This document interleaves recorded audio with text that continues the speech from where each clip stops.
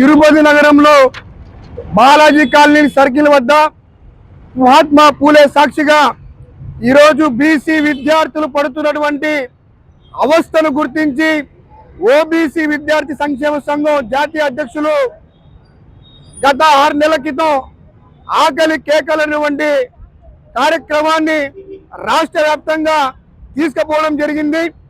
ఇంతవరకు ఈ ప్రభుత్వాలు తూతూ మంత్రంగా వ్యవహరిస్తూ ఉన్నాయి.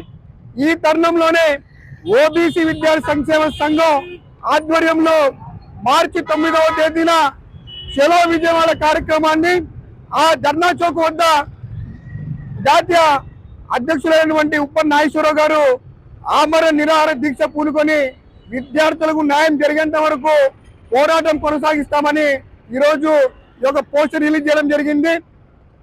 రాష్ట్రంలో ఉన్నటువంటి సుమారు 1000కి పైగా హాస్టల్స్ లో శాశ్వత భవనాలు ఇంతవరకు ప్రభుత్వం కట్టించిన పాపన పోలేదు.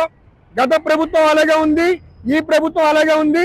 అలాగే మెస్ ఛార్జీలు చూస్తే రోజుకి 33 రూపాయలు ఇవ్వడం చాలా దౌర్భాగ్యమైన విషయం.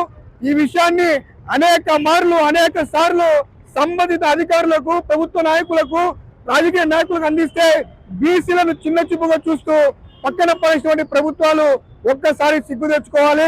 ఈరోజు 33 రూపాయలకి పౌష్టికాహారం ఎవరైనా ఇస్తున్నారని చెప్పేసి ఈ ప్రభుత్వాన్ని తెలియజేస్తాను.